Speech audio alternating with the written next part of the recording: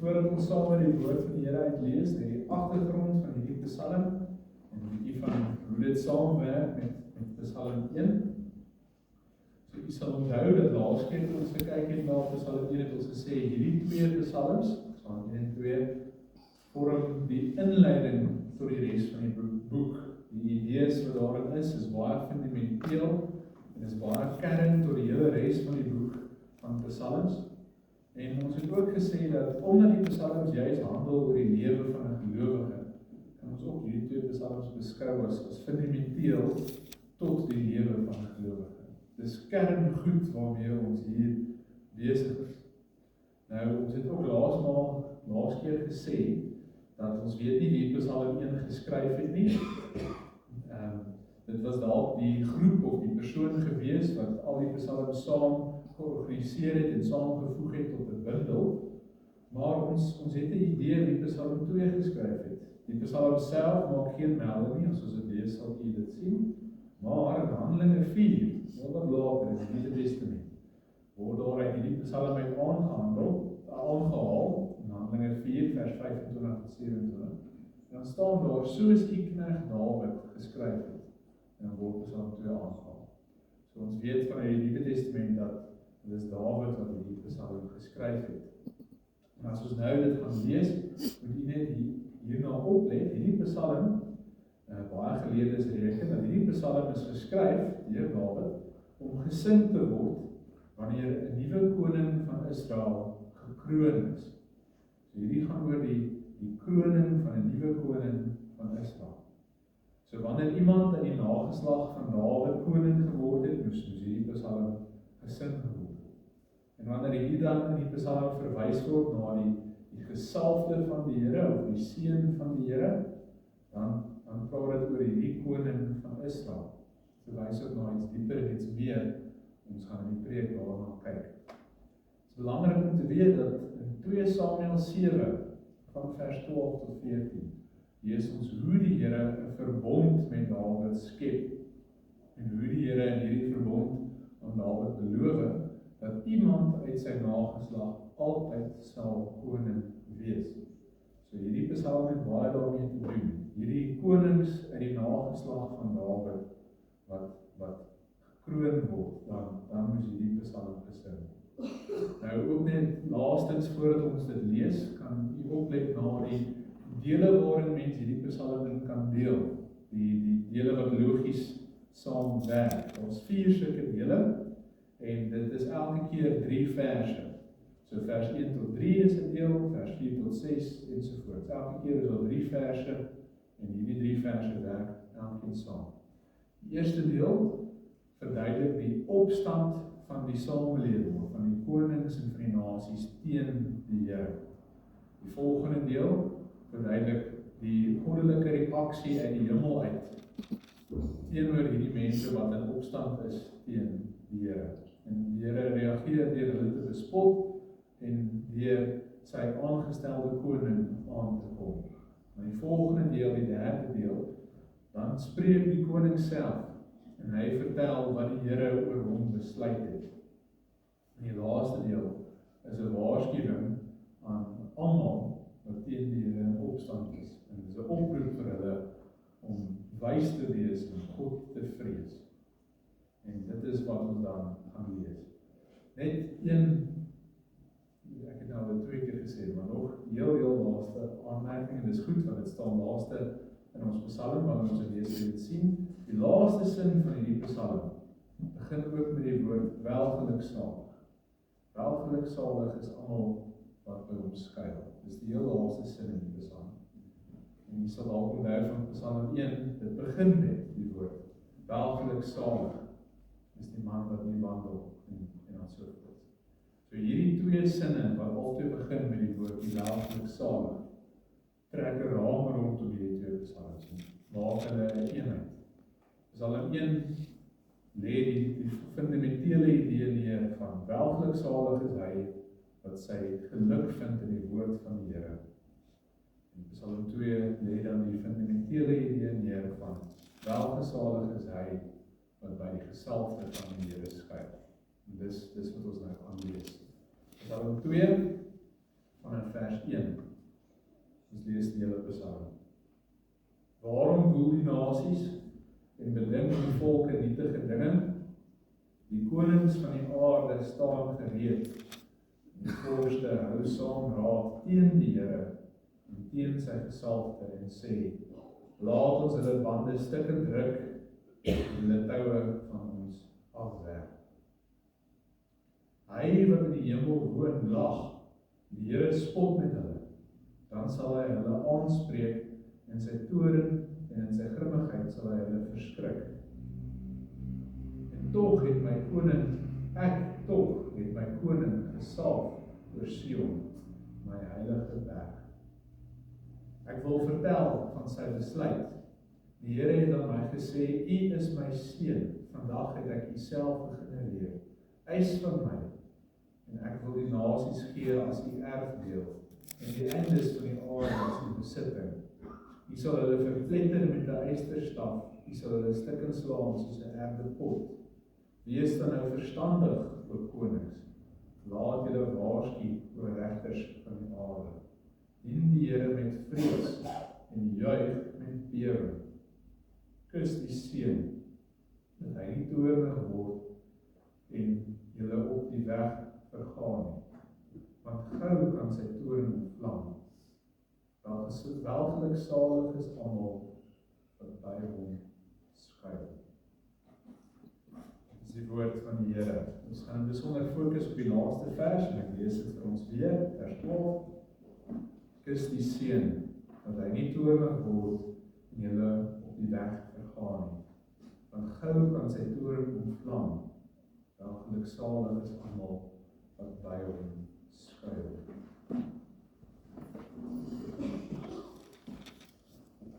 Broers en susters, volgens die mees onlangse sensusopname is 85% van Suid-Afrikaners Christen. Nou, dit is eintlik 'n skokkende getal as mens daaraan dink, dis 'n onderskeiding. 85% van ons land sê hulle is Christene.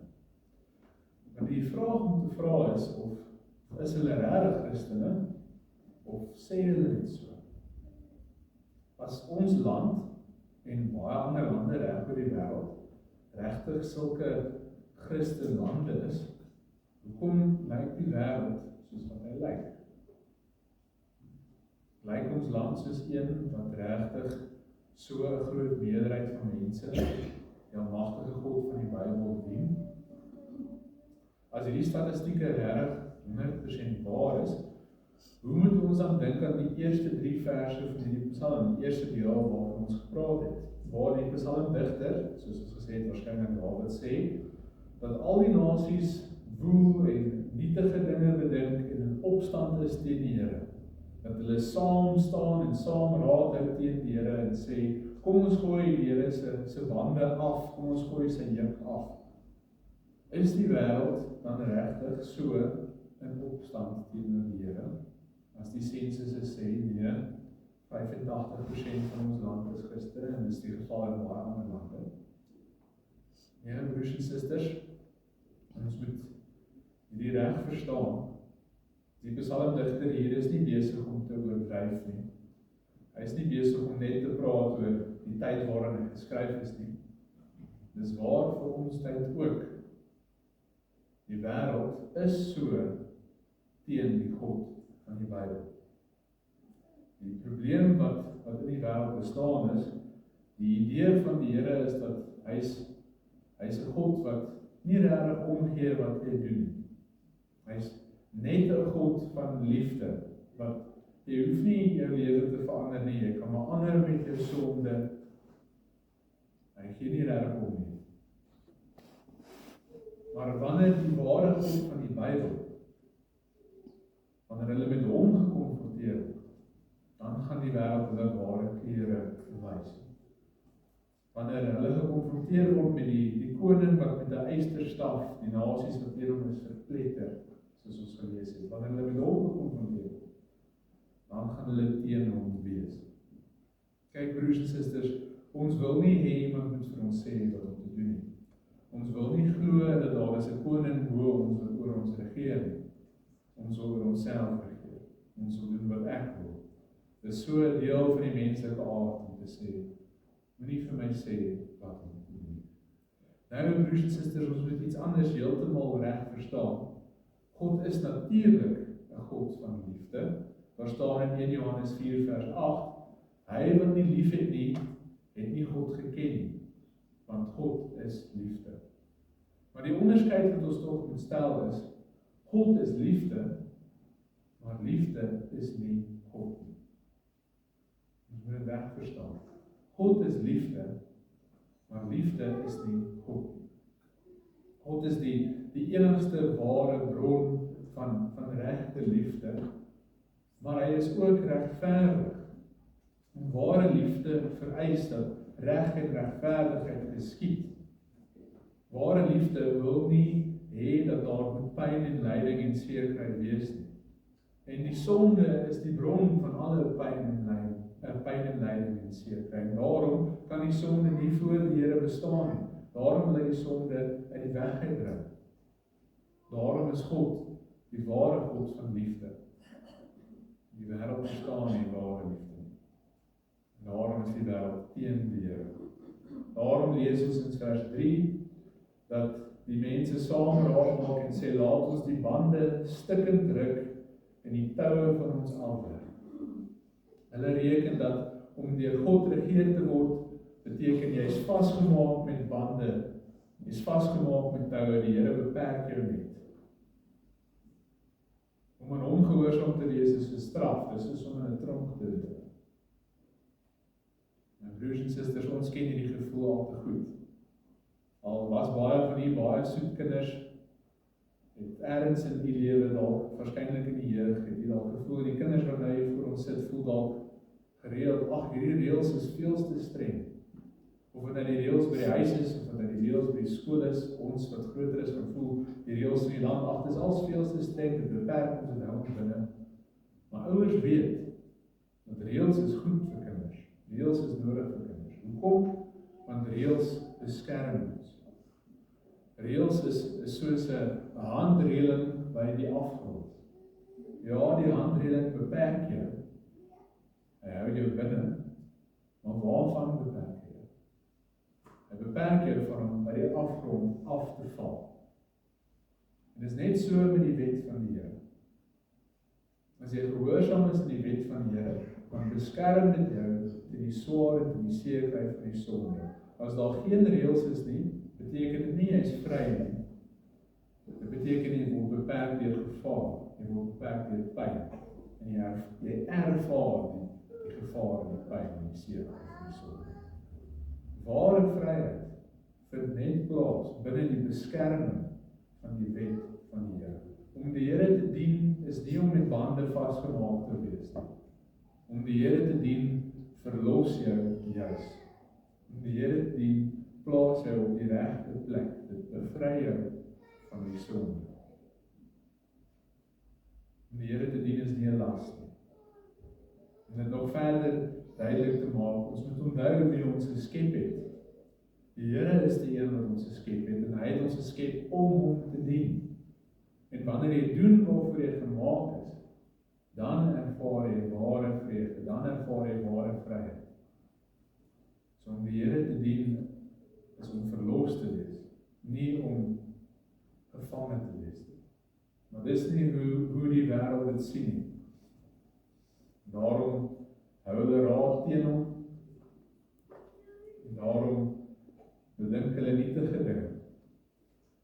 En die psalmdigter vra heel aan die begin, waarom doen hulle dit?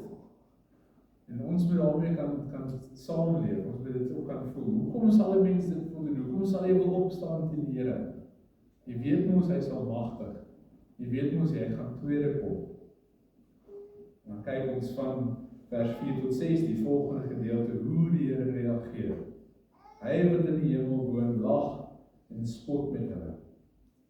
Hy gaan hulle straf. Hy gaan met sy troon en sy grimmigheid hulle verskrik. En deel van hoe hy dit doen, is hy salf sy koning in Sion. Sy gesalfde in Sion. Ons moet hierdie reg verstaan. Wat beteken dit om 'n gesalfde te wees? In die Ou Testament het die priester of die profeet, die persoon wat koning geword het oor die volk, met 'n spesiale salfolie of salf gesalf, as 'n teken daarvan dat hulle is apart gestel. Hulle is spesiaal uitgekies om 'n sekere taak te doen. En die Heilige Gees het ook oor hulle gekom, sodat hulle hierdie taak kan doen. Die Heilige Gees het hulle gelei om hierdie taak te doen. So dis die persoon wat die Here gekies het om te dien as koning. So dis hoe die Here sy regering hier op aarde gevestig het in die tyd van die Ou Testament. Deur vir Israel 'n koning te gee. En geen nasie kan teen die Here of teen die gesalfde van die Here staan. En die volgende deel, vers 7 tot 8, is die woorde van hierdie koning self. Dis die woorde waar hierdie koning verduidelik wat die Here oor hom beloof het en oor hom besluit het. Die Here het aan my gesê in vers 7, U is my seun, vandag het ek U self gegenereer. Hy is van my, en ek wil nasies gee as U erfdeel, en die eindes van die aarde as U besitting. U sal hulle verpletter met 'n ysterstaf, en U sal hulle stukkend slaan, soos 'n erdepot. Mens kan nie teen die Here opstaan nie, mens kan ook nie teen sy gesalfde opstaan nie. En dan die laaste oproep. En hierdie oproep is nie net vir die konings en nasies van daardie tyd, en dis vir ons elkeen. Dis vir die hele wêreld. Dis 'n oproep om wys te wees, om verstandig te wees, om te besef, om staan onder 'n koning. Al is dit in ons menslike natuur om dit nie te wil hê nie. Al is dit in ons menslike natuur om te wil sê, moet nooit vir my sê wat om te doen nie, ek wil my eie koning wees. Waarsku vers 10, 11 en 12 ons, om die Here te vrees en om hom te dien. Nou, ietsie wat baie interessant is, wat ons moet oplet, in vers 11 is daar staan, dien die Here met vrees en juig met bewering. Juig met bewering. Om te juig beteken jy's vreugdevol en jy's bly. So hoe kan jy vreugdevol en bly wees terwyl jy bang is? Hoe kan jy vreugdevol en bly wees terwyl jy bewe? Dit is belangrik om te verstaan, wanneer ons sê, dien die Here met vrees en bewering, beteken dit nie dat ons vir hom bang is en dat ons van hom weggaan. Dit is ook belangrik om vir die kinders om dit te hoor. As die groot mense sê, ons moet die Here vrees, beteken dit nie, ons moet vir die Here bang wees, dat ons van hom weggaan. Hierdie woordjie vrees die Here beteken, ons moet die regte respek vir hom hê. Ons moet ontzag vir hom hê. Ons moet besef wie hy is en wie ons is. Maar dit beteken nie ons is vir hom bang nie. So wanneer hier staan, dien die Here met vrees en juig met bewering. Ons juig, want ons dien ons liefdevolle Vader. Hy is die een wat vir ons sorg, wat vir ons alles gee wat ons nodig het, wat vir ons lief is, en daarom dien ons hom met vreugde, maar ons moet ook besef wie hy is, en daarom dien ons hom met die nodige respek en agting. En dan die laaste treffende vers, die klimaks van hierdie Psalm, vers 12, wat sê, kus die seun dat hy nie oor hulle toornig word nie. Nou, kus is 'n ou woord vir soen. So dit klink dalk vir ons baie vreemd. Kom staan hier, soen die seun. 'n hele Psalm wat gaan oor die seun wat die koning is en wat regeer. Kom staan hier aan die einde, soen die seun. Dis want hierdie is 'n uitdrukking van die tyd wat beteken om jouself voor die koning te onderwerp. Ons ken dalk die uitdrukking, soen sy voete. Ek weet nie of jy dit al gesien het nie, maar as iemand wil hulle self teenoor iemand anders onderwerp, dan val hulle voor hom neer en hulle soen sy voete en sê, U is my Here. Dis wat hierdie vers hier sê. Kus die seun. Val voor hom neer. Soen sy voete. Onderwerp jou voor hom. Dan die laaste sin. Welgelukkig salig is almal wat by hom skuil. Om hierdie sin mooi te verstaan, moet ons eers vra, Waarvan word jy geskei? Jy word van homself geskei. Hy is die een wat met 'n eysterstaf die nasies verpletter. Hy is die een wat straf, maar ons gaan skuil by hom. En die heel belangrikste vraag, wat beteken dit om by die Here te skuil? Hierdie welgeluksalig is almal wat by hom skuil, verwys nie net na die konings uit die nageslag van Dawid. Hierdie gesalfde van die Here, hy wat sy koning gesalf het op Sion, wat ons deurlopend van gepraat het, net as die konings van Israel, die nageslag van Dawid. Dis meer as net daai aardse konings, daai menslike regerders. Hoekom? Dit gaan oor die verbond wat die Here met Dawid gemaak het, waarna ons heel aan die begin verwys het, die 2 Samuel. Die Here het aan Dawid beloof dat iemand uit sy nageslag altyd op die troon sal sit. Maar as ons kyk na die geskiedenis, dan sien ons dit het nie menslik so gebeur nie. Erns het Dawid se seuns nie meer oor Israel regeer. Maar ons weet as die Here 'n belofte maak, dan gaan dit gebeur. So hoe het hierdie belofte waargekom? Broers en susters, ons Here Jesus is uit die nageslag van Dawid. Hy is die koning wat ewig op die troon sit. Jesus is die ware vervulling van hierdie psalm. As hierdie psalm sing oor die gesalfde van die Here, die koning van die Here, die seun van die Here, dan is dit nie net hierdie aardse konings nie. Dit is ons Here Jesus Christus. Die woordjie gesalfde in die oorspronklike Hebreëus is die woordjie Messias. Die woordjie gesalfde in die Grieks is die woord Christus. Hierdie psalm gaan oor Christus. As hier staan, welgeluksalig is almal wat by hom skuil. Dan staan hier, welgeluksalig is almal wat by Jesus skuil. Die gesalfde Messias van die Here. Hy wat apart gesit is. Hy wat spesifiek die taak gegee is om te regeer. Ons Here Jesus Christus. En om by hom te skuil beteken om in hom te glo, in sy reddingsdade te glo. Al die toorn, al die straf waarvan ons die hele psalm gelees het hy vir ons gedra. Dit is hoe ons by hom skuil. Hy gee ons ook die ewige lewe. Ons lees Jesus se eie woorde in Johannes 14 vers 25 en 27 staan daar: Dit het ek tot julle gespreek terwyl ek by julle bly, maar die Trooster, die Heilige Gees, wat die Vader in my naam sal stuur, hy sal julle alles leer en sal julle herinner aan alles wat ek vir julle gesê het. Vrede laat ek vir julle na, my vrede gee ek aan julle. Nie soos die wêreld gee ek nie. Laat julle hart nie ontstel word nie en nie bang wees nie.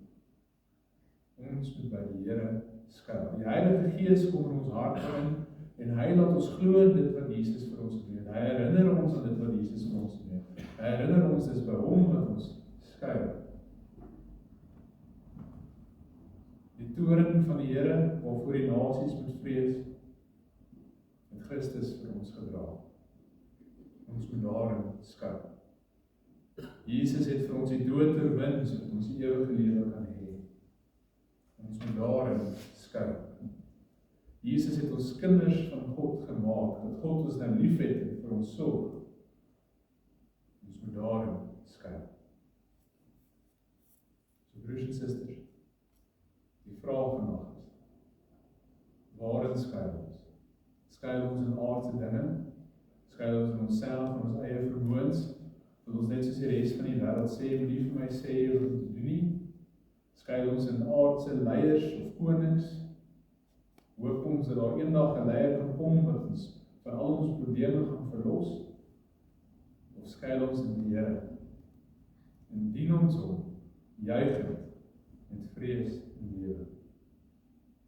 Broers en susters, ons moet tog hierdie fondasies vir ons lewens onthou.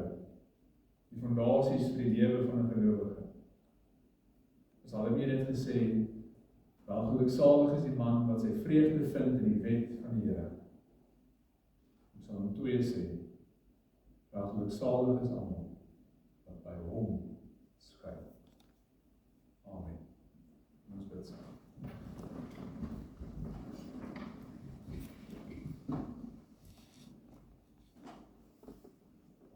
So magtige Hemelse Vader, dankie dat ons kan weet dat U regeer. U is koning. U het alles geskep en U onderhou alles. Dat U deur die genade, deur die reddingsdade van U Seun ons U kinders gemaak het, dat ons by U kan skuil. Help ons om dit te doen. Help ons om daarin troos te vind en vrede te vind. Vrede wat net U kan gee, dat ons harte nie bang is. Help ons om U werklik te dien met vrees en bewering. Help ons om U juigend te dien, met groot vreugde en blydskap. Want dit is waarvoor U ons geskep het, en daarin vind ons ware betekenis. U wat groot is bo alle dinge. Ons Hemelse Vader, ons bid ook dat U met ons elkeen sal wees, daar waar ons elkeen verskillende uitdagings en swaar kry en struikelblokke ervaar. U ken ons harte goed. U ken ons lewens goed. U weet wat dit is wat ons bekommer.